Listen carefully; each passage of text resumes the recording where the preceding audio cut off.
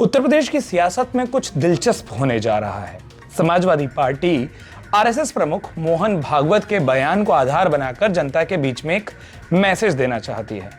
अब Samajwadi party RSS प्रमुख के बयान को आगे ले जाए, अपने आप में आश्चर्यजनक लगता है, लेकिन उत्तर प्रदेश की सियासत में सब कुछ संभव है। और इस खबर के पीछे की जानकारी, इसका कारण और ये मैसेज कैसे नीचे जाएगा, हमेशा की तरह न्यूज रूम से जब समाजवादी पार्टी की बात होती है, हमारे साथ हमारे वरिष्ठ सहयोगी अजीत जी मौजूद होते हैं। अजीत जी, जनता को आपने नमस्ते कर दिया, लेकिन जो पहला सवाल मैं पूछना चाहता हूं, ये सुनने में बड़ा दिलचस्प भी है और अजीब भी है कि आरएसएस प्रमुख के एक बयान को आधार बनाकर समाजवादी पार्टी एक पूरे के पूरे मूवमेंट को तैयार करना चाहती है। ये प्लान क्या है, थोड़ा सा हमको ये बताएंगे? उत्कर्ष जी, आज सुबह समाजवादी पार्टी मीडिया सेल अपना एक अखबार की कटिंग के साथ अपना मत रखती है सोशल मीडिया पर, जिसमें मोहन भागवत जी ये कह रहे होते हैं कि हिंदुओं के लिए कुछ लोग हिंदुओं के नेता बनना चाहते हैं और इसलिए वो देश के अलग अलग हिस्सों में नए नए मंदिर ढूंढ रहे हैं।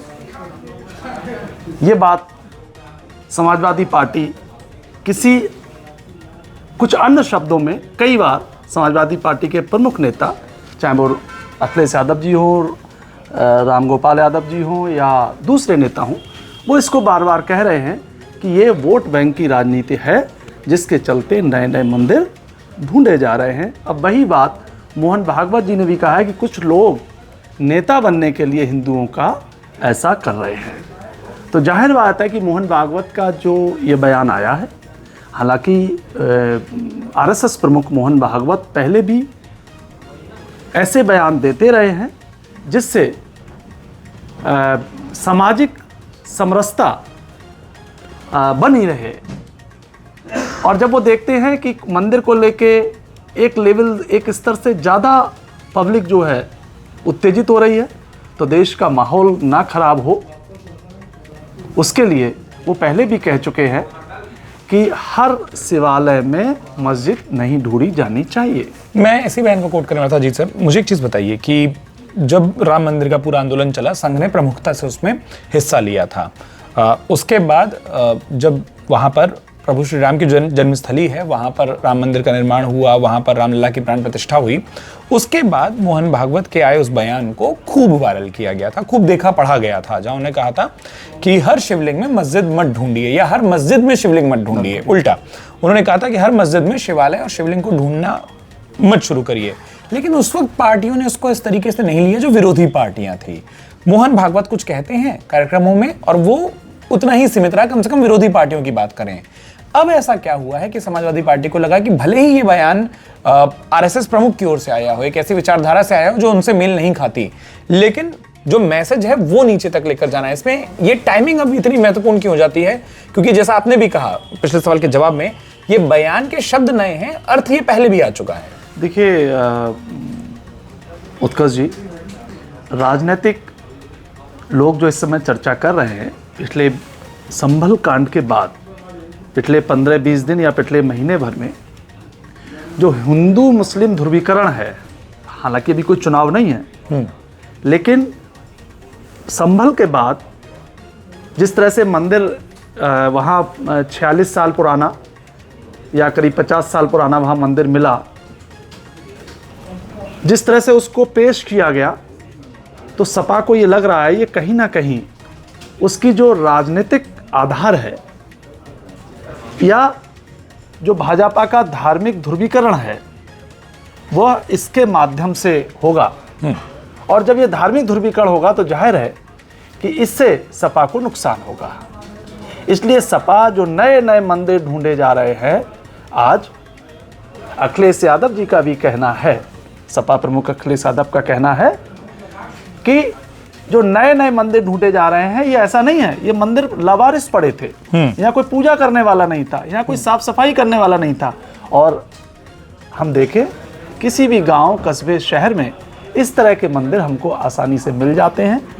सपा प्रमुख का कहना है, समाजवादी पार्टी, समाजवादी नेतृत्व का कहना है कि ये वोट बैंक के लिए या 2027 के चुनाव में 2022 जैसी लोकसभा चुनाव जैसी स्थिति ना रहे, इसके लिए भाजपा इन मुद्दों को उठा रही है, जगह जगह धार्मिक ध्रुवीकरण की कोशिश कर रही है, और यह समाजवादी पार्टी की सबसे बड़ी चिंता भी है। मैं आपसे दो छोटे सवाल पूछना चाहता हूं जो आप खबर लाए हैं, एक तो उससे जुड़ा और एक दूसरा इस वक्त जो परिस्थितियां दिख रही हैं। समाजवादी पार्टी प्रमुख अखिलेश यादव खासतौर पर अपनी प्रेस कॉन्फ्रेंस में, अपने भाषणों में, और आप तो उनसे बिल्कुल इस मामले में परिचित हैं, एक तंज बड़ा कसते हैं। दिल्ली लखनऊ दो इंजन आपस में टकरा रहे हैं। अब संघ प्रमुख के बयान को भी क्या वो इस ओर इशारों में आगे आने वाले अपने कार्यक्रमों में, मंचों पर आपको लगता है कि शामिल कर सकते हैं कि अब उसको त्रिध्रुवीय लड़ाई बताएं? क्योंकि वो जितना ये मैसेज देते रहेंगे कि भारतीय जनता पार्टी के भीतर या भारतीय जनता पार्टी और उनके उस विचार परिवार के भीतर सब कुछ ठीक नहीं है, शायद उनको भी एक मैसेज देने में से आसानी होती है। देखिए, कुछ लोग इसको ऐसा ले रहे हैं, अभी भी चर्चा में कुछ लोग कह रहे हैं कि ये मोहन भागवत जी का जो बयान है वो खासकर जो सीएम योगी आदित्यनाथ जी की रणनीति है उसके खिलाफ है। लेकिन मेरा मत है कि ऐसा नहीं है। मोहन भागवत जी की कोई प्रतिद्वंदता नहीं है सीएम योगी आदित्यनाथ से। उनका जो कद है या उनके पद की जो मान्यता है वो जो है वो किसी भी संवैधानिक पद की मान्यता से हमारे भारतीय समाज में कम नहीं है, उसका महत्व तो कम नहीं है।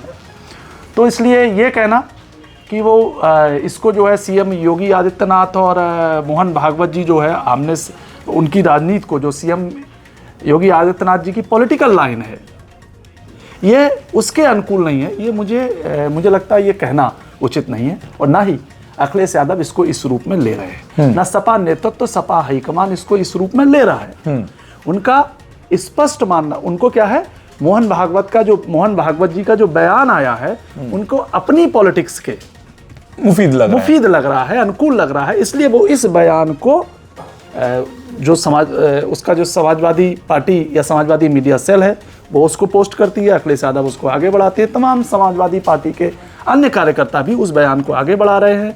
जिला और शहर कमेटियां भी समाजवादी पार्टी की वो इस बयान को, मोहन भागवत के बयान को लोगों के बीच में, कार्यकर्ताओं के बीच में, हमदर्दों के बीच में लेकर जा रहे हैं। एक आखिरी सवाल, जैसा मैंने आपसे कहा था, अंतिम सवाल पूछूंगा। आपके पास जो पूरी जानकारी है उसमें कुछ इनसाइट्स भी हैं कि समाजवादी पार्टी कुछ तर्कों को भी रखने जा रही है, जिसमें कुछ पुराने मंदिरों, कुछ पुराने मुख्यमंत्रियों जो भारतीय जनता पार्टी के रहे हैं उनका उल्लेख भी शामिल है। देखिए, वो प्लान क्या है, थोड़ा बताइए। देखिए, समाजवादी पार्टी का कहना है कि ये मंदिर जो है इससे पहले यूपी में कल्याण सिंह जी की सरकार रही, भाजपा की, राजनाथ सिंह जी की सरकार रही, रामप्रकाश गुप्ता जी की भी सरकार रही, लेकिन कभी भी इन मंदिरों को तब नहीं ढूंढा गया। आज ढूंढा जा रहा है।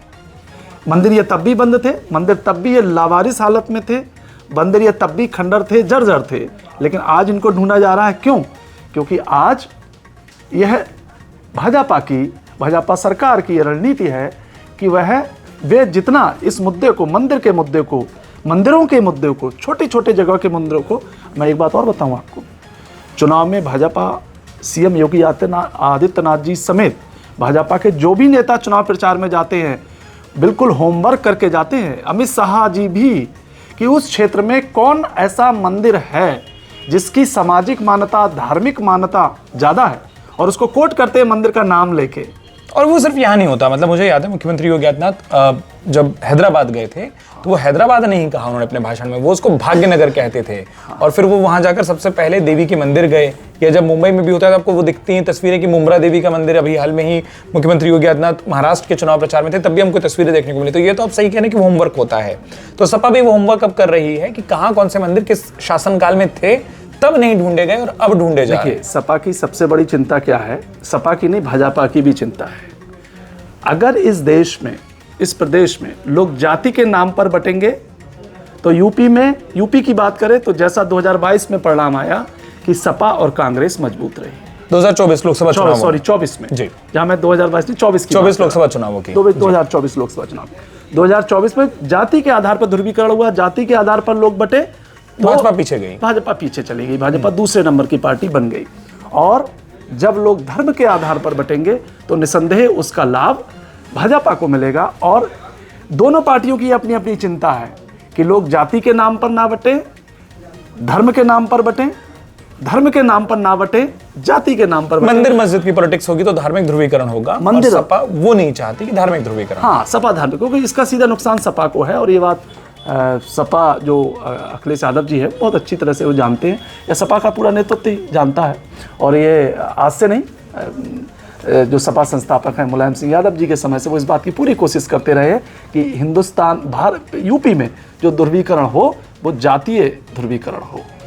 बहुत शुक्रिया जी इस पूरी जानकारी देने के लिए। लेकिन जब 2025 आएगा और उससे पहले भी अभी इस साल के खत्म होने में कुछ दिन बचे हैं, उत्तर प्रदेश की सियासत बहुत तेज करवट लेती है। आपको कोई भी ऐसी जानकारी है इस वीडियो के बारे में जो विचार हो, हमें कमेंट बॉक्स में लिखकर जरूर बताइएगा। लेकिन एक बात जिसे इनकार नहीं किया जा सकता वो ये कि मंदिर की पॉलिटिक्स उत्तर प्रदेश में ऐसा लगता है कि कभी खत्म नहीं हो सकती।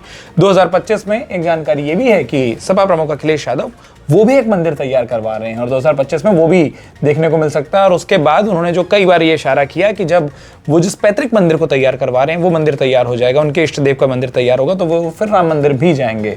तो मंदिरों की पॉलिटिक्स उत्तर प्रदेश में खत्म होगी ये मुमकिन नहीं दिखता। लेकिन हाँ, जो कोशिशें हैं वो मंदिरों के नाम पर पॉलिटिक्स ना हो उसकी जरूर है। फिलहाल इस चर्चा में आपने ढेर सारे इंसाइट दिया जी इसके लिए बहुत बहुत शुक्रिया। तमाम दर्शकों का भी शुक्रिया कि अपना वक्त दिया। जो भी चर्चा पर आपके विचारों में कमेंट बॉक्स में लिखकर जरूर बताएं और साथ में उत्तर प्रदेश की हर एक खबर को पाने के लिए अमर उजाला उत्तर प्रदेश को सब्सक्राइब करना बिल्कुल ना भूलें। अगर आप ये वीडियो YouTube पर देख रहे हैं तो हमारे चैनल को सब्सक्राइब करें और बेल आइकन को दबाना ना भूलें। अगर आप Facebook पर ये वीडियो देख रहे हैं तो हमारे पेज को लाइक करें।